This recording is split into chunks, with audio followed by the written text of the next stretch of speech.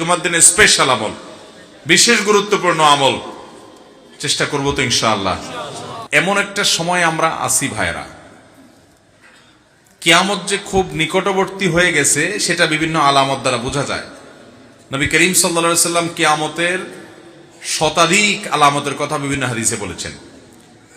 Saudi আরবের প্রখ্যাত আলেমদ্বীন doctor Mohammad আল আরিফি তার একটা বইয়ে তিনি 141টা আলামতের বিবরণ তুলে ধরেছেন, বিস্তারিত বিবরণ তুলে ধরেছেন। এর ভিতরে 131টা হলো কিয়ামতের ছোট আলামত আর 10টা হলো বড় আলামত। কিয়ামতের বড় আলামত আর ছোট আলামত চিনেননি আপনারা? কিয়ামতের ছোট আলামত বলা হয় ওইগুলোকে যেগুলো কিয়ামতের অনেক আগে থেকে দেখা যায়, অনেক আগে থেকে দেখা যায়।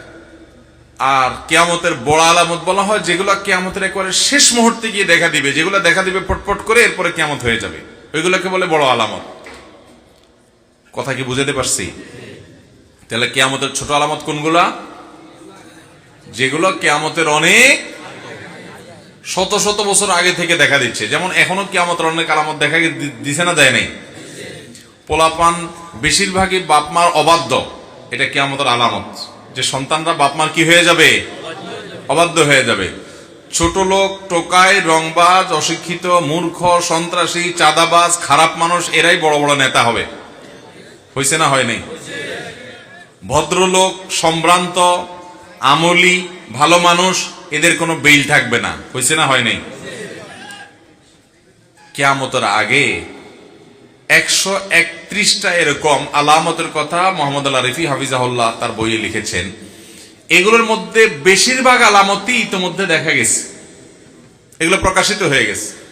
নবী সাল্লাল্লাহু আলাইহি ওয়াসাল্লাম বলেছেন, রিআ আশ-শা'i ইয়াতাতাওয়ালুনা ফিল বুনিয়ান ওয়া আনতারাল হুফাতাল উরাতাল আলাতা রিআ আশ-শা'i ইয়াতাতাওয়ালুনা ফিল বুনিয়ান।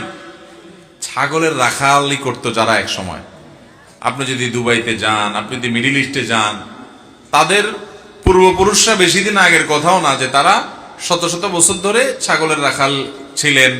এটা কোনো দোষের না, ছাগলের রাখাল, নবীরা ছাগলের রাখাল ছিলেন। এটা বাস্তবতা বোঝানোর উদ্দেশ্য যে তাদের জীবন জীবিকা এভাবে নির্বাহ করতেন তারা। কিন্তু এখন ইয়াতাতাওয়ালুনা ফিল বুনিয়ান, তারাই এখন বিশাল বড় বড় দালান কোঠা নির্মাণ করতেছে। হয়েছে না হয় নাই?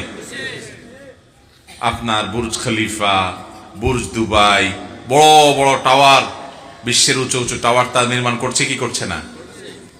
তো নবী সাল্লাল্লাহু আলাইহি ওয়াসাল্লাম কিয়ামতের যে আলামতগুলোর কথা বলেছেন, এই আলামতগুলোর বেশিরভাগই প্রকাশ পেয়ে গেছে। হ্যাঁ, বড় আলামত যেগুলো 10টা, সেগুলোর একটা এখনো প্রকাশ পায় নাই। ওইগুলো আসবে, ওইগুলো সবগুলাই প্রকাশিত হবে এবং কিয়ামতের আগে একটা একটা করে হবে। 3টা বড় বড় ভূমিকম্প হবে, আগুন বের হবে, সূর্য পশ্চিম দিক থেকে উঠবে, ঈসা আলাইহিস সালাম নাজিল হবে, ইমাম মাহদি আসবে, দাজ্জাল আসবে এবং পাহাড় ফেটে দাব্বাতুল আরদ নামক একটা প্রাণী আসবে। কিয়ামতের আগে এরকম বড় বড় 10টা আলামত ঘটবে ঠিক শেষ মুহূর্তে, কিন্তু কিয়ামতের ছোট আলামতগুলো অনেক আগে থেকে ঘটবে। আপনি যদি কিয়ামতের আলামতের হাদিসগুলো পড়েন তাহলে আপনি অবাক হয়ে যাবেন যে নবী সাল্লাল্লাহু আলাইহি সাল্লামের কথা সে 1450 বছর আগে বলেছেন, এখন সেগুলো কিভাবে একটা একটা করে ঘটে যাচ্ছে। আমাদের পরবর্তী প্রজন্ম প্রত্যেকে এভাবে দেখবে, যেগুলো বাকি আছে সেগুলোও ঘটবে, কারণ তিনি যা বলেছেন তার কোনো কিছুই মন থেকে বলেন নাই।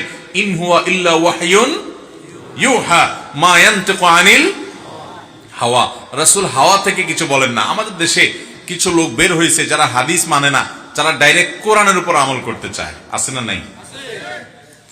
এই ভাইরা বলে না রাসূলের ব্যক্তিগত কথা আমরা মানবো না, আমরা শুধু কোরআন মানবো।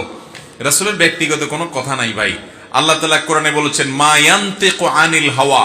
আরবি যারা জানেন, আরবির একেবারে এই ক্লাসে, প্রথম ক্লাসে, দ্বিতীয় ক্লাসের যারা ছাত্র তারাও জানে মা ইয়ানতিকু আনিল হাওয়ার মানে হলো নতকুন, মানে হলো কথা বলা। নবীর মুখ থেকে যত কথা উচ্চারিত হয় এর কোনোটাই তার প্রবৃত্তি থেকে হয় না। ইন হুয়া ইল্লা ওয়াহয়ুন ইউহা, যাই উচ্চারিত হয় সেটা ওহী, আল্লাহর পক্ষ থেকে উচ্চারণ করানো হয়।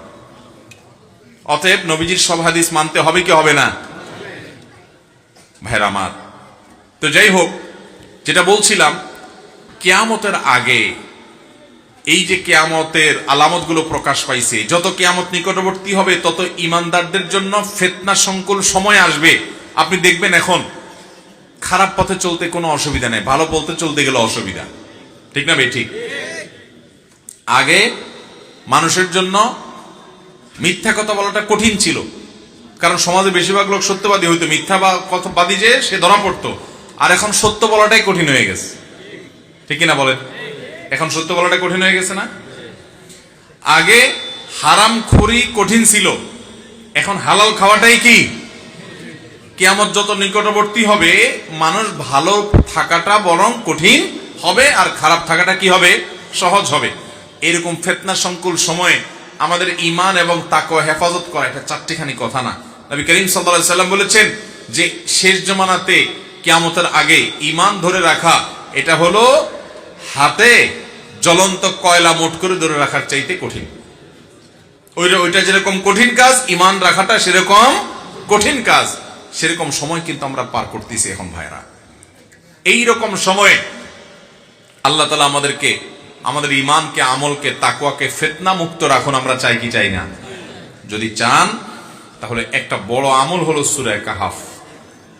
সূরা কাহাফ নবী করিম সাল্লাল্লাহু আলাইহি ওয়াসাল্লাম বলেছেন, সূরা কাহাফ যে জুমার দিন তেলাওয়াত করবে এটা তার জন্য আলোর কাজ দিবে, আলো, লাইট, ফোকাসের কাজ দিবে। ফিতনার অন্ধকার, কোন দিকে যাবেন বুঝতে পারতেছেন না, এক একজন এক এক দিক ডাকতেছে, এই সূরা তেলাওয়াত করবেন, আল্লাহ তাআলা আপনাকে পথ দেখাবেন, আল্লাহ নিজে গাইড করবেন আপনাকে।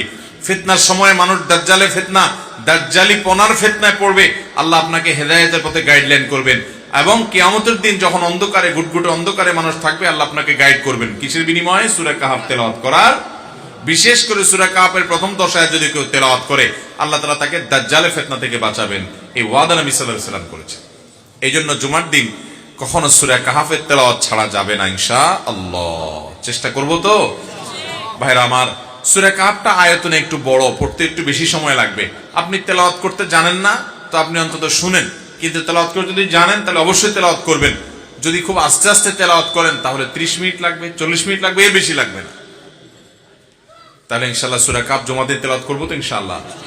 ফেসবুকের এই যুগে, ইউটিউবের এই যুগে আমাদের দিনদার ভাইরা যারা 5 ওয়াক্ত নামাজ পড়ার চেষ্টা করেন, সে ভাইদেরও কোরআন তেলাওয়াত করা হয় না ভাই। কোরআনটার প্রতি আমাদের আজকে অবিচার সকল সীমা ছাড়িয়ে গেছে। অন্য সব আমল টুকটাক করা গেলেও কোরআনকে আমরা সময় দিতে পারি না। অথচ ওয়াকাল রাসূল ইয়া রাব্বি ইন্না কওমি ইত্তাখাযু হাযাল কুরআনা মাহজুরা। কিয়ামতের দিন কিন্তু আল্লাহর রাসূল আল্লাহর সামনে নালিশ করবেন যে আল্লাহ, আমার জাতি এই কোরআনকে তারা পরিত্যাগ করছে, পরিহার করছে, কোরআনকে তারা অ্যাভয়েড করেছিল, এই কোরআনকে তারা সময় দেয় নাই, কোরআনের কথা তারা শুনে নাই, মানে নাই, ঈমান আনে নাই। এই নালিশ নবীজি আল্লাহর কাছে করবেন কোরআন পরিত্যাগকারীদের বিরুদ্ধে। অতএব কোরআন পরিত্যাগ এটা ভয়াবহ অপরাধ। কিন্তু আজ মুসলিম মিল্লাত গোটা দুনিয়াতে দেখবেন যে কোরআন পড়ার সময় আমাদের হাতে নাই। এর অন্যতম